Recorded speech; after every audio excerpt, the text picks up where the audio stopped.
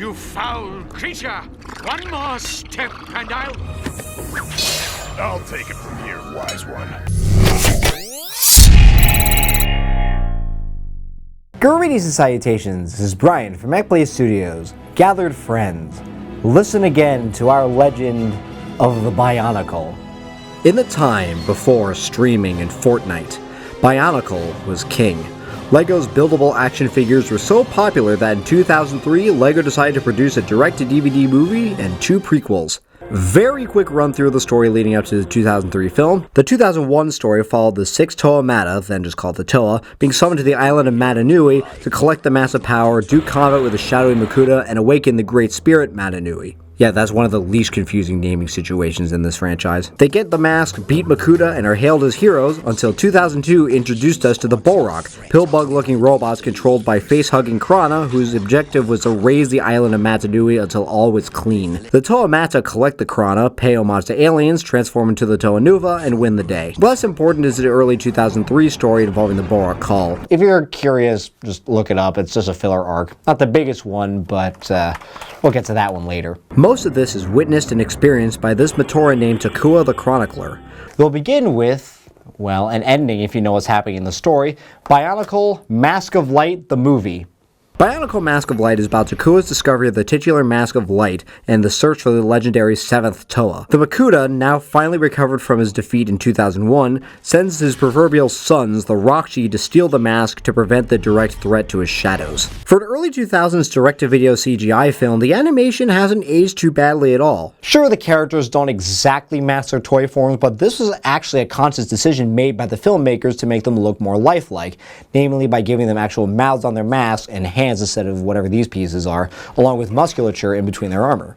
Some animations still have a bit of jank to them, along with a few glitches and errors that I never noticed until years later, but nothing too terrible. The Toa Nuva are probably the most faithful to their toy designs while managing to look less clonish than them, although Puhatu doesn't have his inverted torso. The Turaga look like biomechanical boomers, the Matoran look like a blend between their Mictoran and rebuilt forms, and the Rockshi look like this now. Good luck trying to sleep tonight. Lastly, Makuta, while he only superficially resembles his toy, looks appropriately threatening. I always like the goat legs and his 2 opposable thumbs on each hand. The action scenes are kinda awkward. There's certainly some cool scenes, but most of the fight scenes are either cut Godzilla 2014 style, where they keep cutting away to the Matoran running away, or just awkwardly staged like the last battle with the Rockshi. Ironically, despite me calling it out on its silliness back in the 2003 game review, the simple game of Koli, despite having the cutting problem the other fights have, is probably the best fight in the film. The best overarching aspects of the original Miramax trilogy are the excellent scores by Nathan First. This music did a great job at elevating the overall feel of the films, making them come off less like silly direct-to-video specials and more like actual films. The scores for all 3 original movies are actually up on Spotify and iTunes. The voice acting is fairly good across the board, though they made Liwa into an Irishman for some reason. The best has to be Lee Tokar as Makuta himself. So my hand is cast. Now I must pierce that which the Toa hold dear. The story, taking cues from the Templar Studios' Helm Metru Nui online game, Borok Animations, and Minog 2, primarily follows the Matoran villagers rather than the Toa. As such, the film is technically a road trip movie. We follow Takua and his friend Jala as they traverse the island trying to find the 7th Toa. They encounter each Toa along the way, but the Toa usually either help with transportation or fight off a Rockshi once before they have to leave to protect their villages or something. The theme of the film is taking responsibility, as reflected by Takua initially making everyone think that Jala is the herald of the 7th Toa when the Evokee's light was clearly shining on Takua, to running away when Makuta threatens him, to realizing that this wild goose chase has led to his best friend's death, and finally donning the mask and becoming Taka Nuva to avenge him. It's not rocket surgery, but it works well. That said, there are a few odd inconsistencies with the lore. If the Evokee shines this light on Takua, why is it glowing in any direction Jala points it at if it's not Takua? Shouldn't it have been completely dormant during the time Takua and Jala are separated? Why the flipping Karzani is Takuta Nuva able to revive Jala, let alone from just his mask, and how does Vakama then revive Taka Nuva from the Evokee by putting in between Jala and Holly and the 3 virtues symbol? There are also inconsistencies in hindsight regarding Makuta and awakening Metru Nui, but these are just the results of future retcons on LEGO's part. From what I could gather, Makuta was originally intended to have more benign intentions for Metru Nui, just executed in a rather brutal way, as indicated by this exchange. Well played, Toa. Now I will protect Metru Nui from you. Protect him! Sleep spares him pain. Awake, he suffers. This was later retconned as soon as the next film, a prequel mind you, where Makuta becomes a grand schemer who had a millennia-long plan to usurp Metru Nui in a more literal sense. Also, this random reveal of Takua's Masakini Nui, the random earthquake, and the idea that Metru Nui was just about to be awakened or got awakened at the end of the movie are all left over from the original 3-year plan, which got heavily modified and extended after Bionicle skyrocketed in popularity. Therefore, it's hard for me to say whether or not this should affect the score of the movie, seeing as they clearly tried to make these references a lot more vague in the final cut. I think they did the best they could given the circumstances. It won't be the last time in this series LEGO's changes in plans result in sudden rewrites, and this is one of the less catastrophic results. Another slight oversight is how it's blatantly obvious that the film is a huge Act 3.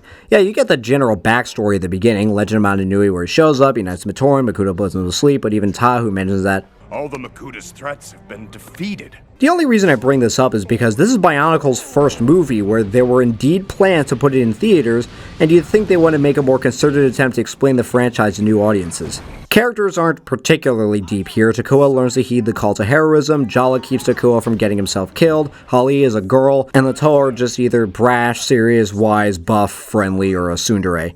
The Turaga are just there for exposition and advice, and Makuta has the aforementioned rewrite-stricken motivation problem. Overall, I give Bionicle Mask of Light the movie a 7 out of 10. It's more nostalgic and fun than it is really good, but it's hard to deny that the film had a huge part in boosting the franchise's popularity in the long run. I still love it despite its jankiness, though I'd be lying if I said it was my favorite. Until The Legend Reborn, this was the furthest forward in the storyline we'd get on film, so until then we got a pair of prequels. The first being Bionicle 2, Legends of Metru Nui. Remember the Turaga, the biomechanical boomers I talked about briefly? It turns out they were once Toa themselves, having their own adventures. This film takes place roughly 1,000 years before Mask of Light, explaining why there was such a tough deadline for Bionicle the game. This is considered the absolute best of the Bionicle films, but does it really deserve that reputation after 15 years? Let's find out. The easiest way to sum up the 2004 film is that it's the adventures of the Toa Metru going from Matoran, chosen by local hero Toa Likan, to Toa that struggle to get the hang of being a team, to Turaga that have since sacrificed their power to save the Matoran. 2004 was the first year where the franchises shifted hard towards sci-fi rather than a mix of sci-fi and mythical elements, where instead of the tropical island of Metru Nui, the film takes place in the bustling city of Metru Nui, complete with highways, industry, different districts, and shady mayors. You'd think that this would mean a huge change in scenery, but that's only true for the first act of the film. The rest of the film takes place in either a prison, outskirts of various Metrus, or in the ocean. I guess that's done to save on budget, but in hindsight, Legends of Metru Nui doesn't look too terribly different compared to Mask of Light, but there are differences. Otherwise, textures are improved, though character designs look even further away from the toy versions than before. I'm not saying that's a bad thing, I tend to love the Miramax designs, but there are those that would prefer that the models more closely resemble the toys. Not a bad thing to ask for if the toys in question actually look good on screen, but we'll get to that soon enough. The characters still look enough like the toys that they could be recognized, though. So Nathan Furr's best work can be found in this film. Mask of Light had a general upbeat or forward-moving soundtrack. This film keeps that, but adds a couple more moods. Lee Khan's theme in particular has a very zen feel to it. Special note goes to the credits theme, a song so good I put it in my master playlist. The main difference in the plot is that unlike in Mask of Light, which focused on the Matoran, this film focuses on the main heroes, the Toa. The other difference is that while it's helpful to watch Mask of Light and be familiar with the overall Bionicle story so far, the film is rather self-contained. You can have no knowledge of the story so far and be able to enjoy the film, though Makuta's revealed towards the end might not hit as hard. Anyway, our leads are Vakama, the cross-wired freak that has weird dreams, Nokama, the Unity gal, Matau, the comic relief, Wenoa, the stock boy, Anawa, the snarker, and Nuju, the nerd. Toa Likan, a generally nice dude, gives these individuals Toa stones. The Matoran became Toa and embark on a quest to find the Great Kanoka discs. The funny part is that this portion of the story is covered in a very quick montage, only showing the villain for the first half of 2004, the more Buzak vines, for a couple seconds. The film primarily focuses on the second half of 2004, where the Toa Metru are being pursued by Vaki enforcers and the Dark Hunters after being branded traitors by the local corrupt mayor, Turaga Duma. It's up to the Toa to solve the mystery as to why they've been called traitors and find Toa Likan, who had been kidnapped at the beginning of the film. Throughout the film, the Toa learn more about themselves and their powers. Vakama learns to be more confident and be a leader, and the rest learn to stop being jerks to each other and work as a team. That's the interesting part of the film. Yeah, the Toa Metru are still quite obviously the good guys, but that doesn't mean they're as kind and unflappable as the Toa Nuva that we've known since the beginning. The only one that has any sympathy for Vakama and his wacky visions is Nokama at first. It's this learning journey that makes the film great, with the writers clearly knowing that no matter how good they make the plot, everyone already knows how it has to end. This also means getting rid of characters that clearly never appeared in the 2001 to 2003 story, so it's a given that the Dark Hunters were not long for this world. Among the casualties is none other than Toa Likan. Having turned into a Turaga after his chosen Matoran were transformed, he helped the imprisoned half of the team learn their mask powers. He bravely sacrificed himself to save Vakama in arguably one of the best executed death scenes in not only the series, but in kids' media as well. Just ignore the stuff about the Red Star. We don't need to talk about that. There's also a subplot about Vakama trying to figure out how to make the Mask of Time after being ordered to do so by Turaga Duma. None of the Toa use their elemental powers in this film. There are actually two explanations as to why this is, one in-universe and one out. The in-universe explanation is that they expended all their elemental energy in the events covered in the montage and had to recharge it. It begs the question why they're suddenly able to summon enough energy to trap Makuta at the end, but okay, that makes sense. The reason given from a production standpoint is that the filmmakers wanted to have the Toa Metru primarily use their mask powers to differentiate them from the Toa Nuva. I mean, okay, that's not an inherently bad decision, given that they have a way to back it up in the lore, but they didn't explain that in the film itself. But these three are talking about how to use their mask powers. Couldn't Vakama just add, because our elemental powers are still weak from our previous journey, or something to that effect? So it turns out that Turaga Duma we've seen is actually Makuta in disguise, so why is he talking to himself? Overall, I give Bionicle 2 Legends of Metru Nui a 9 out of 10. Yeah, not exactly a controversial opinion, but the film is easily the most well-rounded, enjoyable, and epic of the bunch. A few writing hiccups keeps this film from getting a 10, but at this level in the scale, we're splitting hairs. Track this movie down. Even if you aren't a Bionicle fan, maybe this will get you into it. It's a great film that proves that kids' films don't have to be stupid and light. The next film, Bionicle 3 Web of Shadows, took that last point a little too seriously. I can't find the real box for it, bear with me. Web of Shadows is actually a midquel taking place between Makuta's defeat at the hands of the Toa Metru and the restoration of the Matoran on the island of Metru Nui. But there are only 6 Toa with 1 crab cart boat hybrid, so how did they get 1,000 Matoran to the island? Well, that's what this movie's objective is. That and to get the most of the Metru Nui setting, which I swear I saw some site saying that the only reason we got another flashback here is because developing Metru Nui cost so much that LEGO demanded another year take place in it or something. If you can find the source, please let me know in the comments. The film is about the Toa Metru returning to Metru Nui to reclaim the rest of the Matoran population captured by the Makuta towards the end of the last film, only to find that the whole city has fallen to a state of disrepair because the Onu Metru archives got breached, letting all the Rahi creatures out. Vakama, with his newfound character development granted bravado, leads his team straight into a trap. These nasty spider-looking mofos called Visorak are the main invaders of the city, controlled by their doofy leader Sidorak and his conniving viceroy Rudaka. Instead of killing them, the cocoons the Toa are trapped in mutate them into half-Toa, half-Rahi hybrids, the Toa Hordika. Now they have to find a legendary being, Kitangu, to help reverse their mutations with the help of the Rahaga, small mutants themselves. The animation further builds on the improvements made last time, though the overall gloomy atmosphere can put some people off. It's different, I'll give it that, but like how the last film didn't spend that much time in the city, the film doesn't always do the best job of conveying that the city has seen better days. The early scenes do a good job with it, but besides the Great Temple, the Colosseum has been kept clean, and the rest of the scenes take place in generic ruins that strongly resemble the outskirts we saw last time. The bright side is how good the cinematography is. Lots of creatively set up shots appear in the film, at least giving it the distinction of being the prettiest of them all. Characters, once again, get the general appearance of the toy with the usual liberties taken, though I'd actually say the movie portrays the Toa Hordika better than the toys in other media. The Toa Hordika sets generally looks like crappy Toa with a lot of gaps lacking any bestial elements. The Rotuka spinners were still a lot of fun though. The movie models fix this by adding more organic textures all over the body, a singular permanently wielded weapon on the right arm with an elongated 4-fingered left arm, and a quadrupedal running gait. Another highlight is the action, which is probably the best it's ever been in the films. Granted, there's not much of it, but the giant battle in the Colosseum and the battle between Matau and Vakama are great. The music, as per usual, is great overall, though it doesn't have as many standout tracks. What does stand out is the credits theme, Caught in a Dream, by the All Insane Kids, a band with very little information to its name. Compared to the complicated plot of 2005 as a whole, the film itself is rather concise.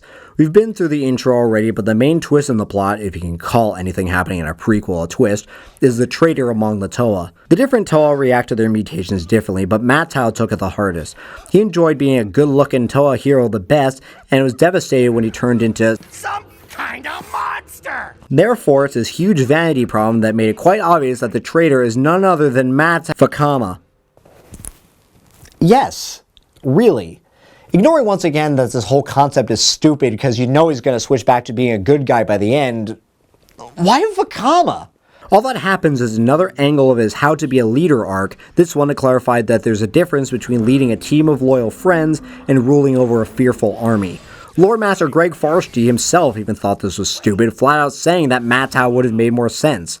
It means you get to see Ryuk and L fight each other. Matau at least gets some development by dropping the Vanity Act and trying to save Akama. Besides these two, the rest of the team is just there.